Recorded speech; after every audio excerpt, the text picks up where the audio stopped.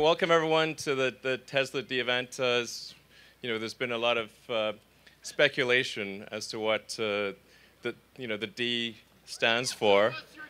Yes, well, you'll notice my pants have Velcro seams.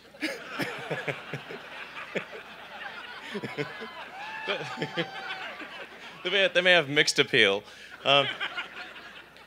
And there's also a great deal of speculation as to what the something else was. And I learned a lot, including things that I didn't think were physically possible. Let's go to the first D. As you've probably learned by the internet, since it's impossible to keep anything private these days, the D stands for dual motor. So let's bring up this slide. So there you can see you've got a motor in the front and a motor in the back, hence the dual nature of it. But what would be greater than sort of seeing a slide is to show you the actual car. So let's release the Titan.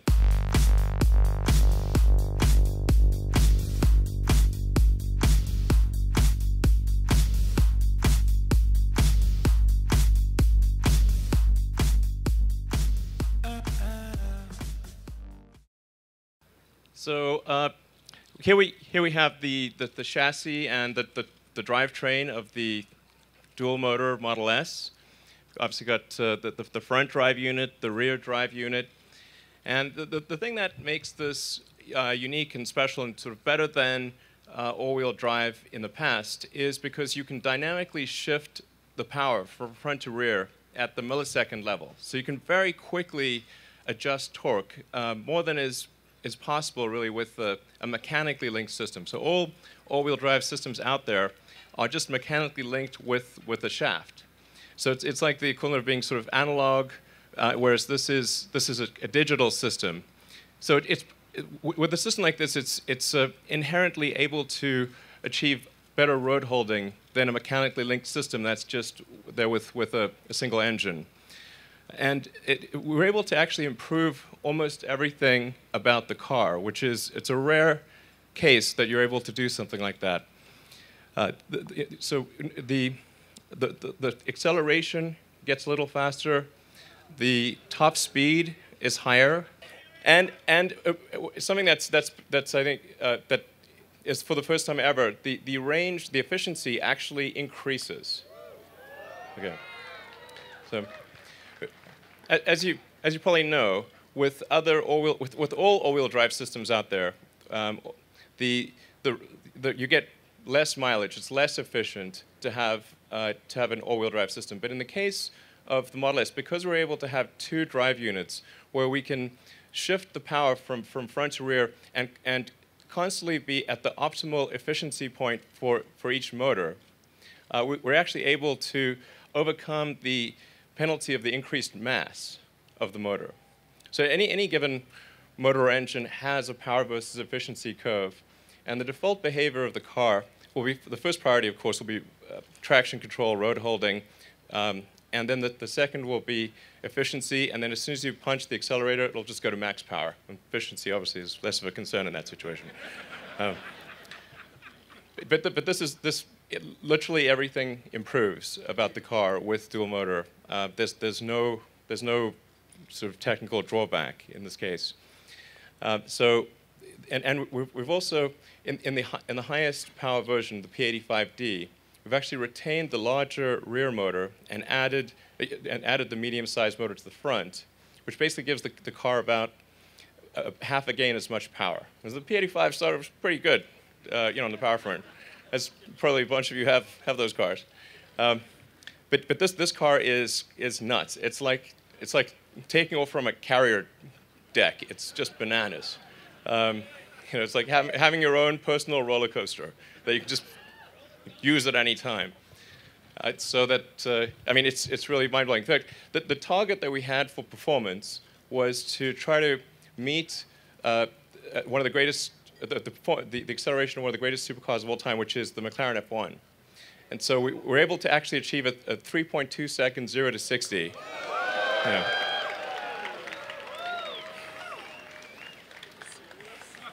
Yeah, it's mad. Okay. In fact, just you know, we're going to have an option in the option selection. You'll be able to choose 3 settings, which is normal, sport, and insane. It will actually say insane. It's true. So it's pretty exciting. We're really proud of what our engineering team has been able to accomplish here. It took a lot of effort, and I think we've got a technical solution we can be really proud of. And it's also one that will continue to improve over time. So as we'll roll out the initial cars with dual motor, but then we'll keep updating the software and firmware and improving, for instance, the torque vectoring and the road holding under various circumstances. So it'll keep improving by nuances over time. All right, so let's move to the something else, which. So we've been able to accelerate Autopilot and bring it to market faster than originally anticipated. In fact, what people haven't quite realized is that all cars produced for the past 2 weeks have the Autopilot hardware. So it's actually in production. In fact, every car coming off the line in Tesla at the factory has the Autopilot hardware. So let's look at the various elements of how we're doing Autopilot. It consists of a synthesis of 4 different systems. The first is a forward-looking radar. So that's scanning the cars in front of you, and it's quite long range. So it's able to see things at a long distance. It's also able to see through fog, through snow, through sand, through anything, basically. All right, moving on to the A. So it consists of 4 parts. The first part is the long-range radar, which can see through basically anything. And then the next element is a camera with image recognition. So it's able to read stop signs, distinguish pedestrians, look at traffic lights, and also serve as a backup system to the radar. The third system is 360-degree long-range ultrasonic sonar. So this basically establishes a protective cocoon around the vehicle, and it will attempt to make whatever the sort of smart move is from a safety standpoint, looking at the ultrasonics. Now, the good thing about the ultrasonics is they can see even soft objects. So they can see a sort of a small child or even a dog. They're very sensitive, and they operate at all speeds. So you're able to do this from 0 miles an hour to 155 miles an hour. And so it'll detect if there's a car in your blind spot, if you've got a highway barrier on one side, if there's something you might move into in any way possible. And then the final element is integrating that with navigation and basically the GPS system and real-time traffic. So we integrate those 4 systems in. The car can do almost anything.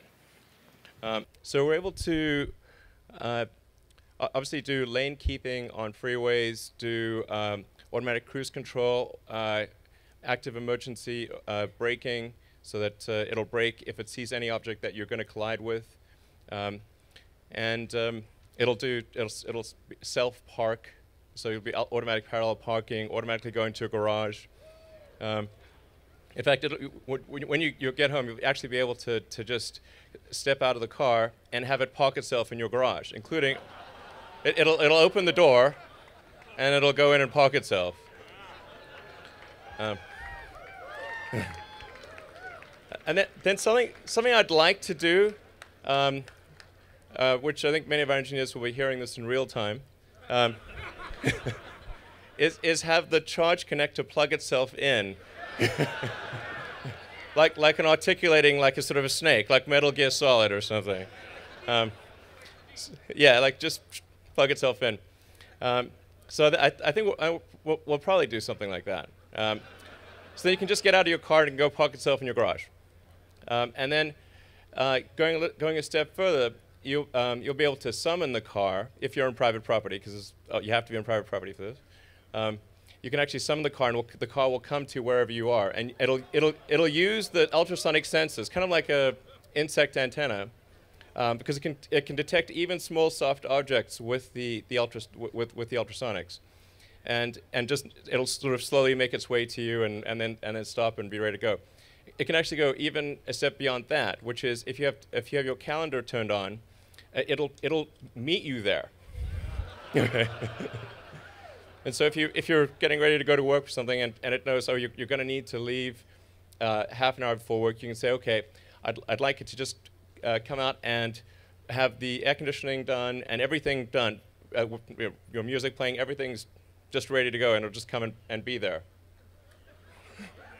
So.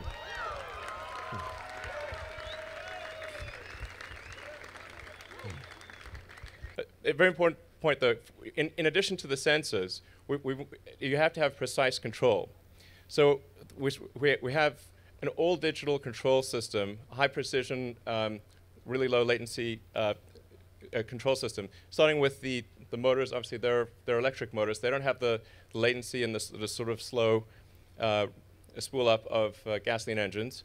Then we go to the brakes. So one of the big upgrades to the car is an electromechanical braking system. So this is one of the most advanced braking systems in the world. It's able to very precisely control the amount of braking and also get to high braking levels very, very quickly. Instead of having the normal vacuum assist system, this is an electromechanical system. And then we've got that's combined with an electric steering, so it's electric power steering. So the whole system is sort of fully electric digital control, low latency. This is all really important to having a great driving experience, so that the car is doing things in a natural way. All right, next one. So this gives you a sense of the new interface, you can actually sort of see where cars or obstacles are around the car on the instrument panel. So it'll actually show cars that are, the distance of the car ahead of you, cars moving to the sides and behind, and you can adjust the sensitivity of the autopilot. So do you want to be in a sort of an aggressive autopilot or less aggressive? Yeah, so it'll warn you with sort of with initially a visual warning if there's a potential collision risk, so it'll turn the object red. And then it'll give you an audible warning if you don't see that, and of course it'll resist steering into things that it thinks are danger. So you can still overpower the steering, but it's going to give you a tactile feedback that you're probably headed towards something that the car thinks may be dangerous. So that's what we have for you tonight. But I mean, my words are nothing compared to the car. So. We've got a whole bunch of cars ready for you to take a test ride in, and I think you're really going to enjoy it. This is like an amusement park ride, and just to sort of tone it down, you'll see what the car's like with anywhere from 3 to 5 people in it. Imagine if it was only you. It's that much. It's a lot faster. So have a great evening and enjoy the test drives.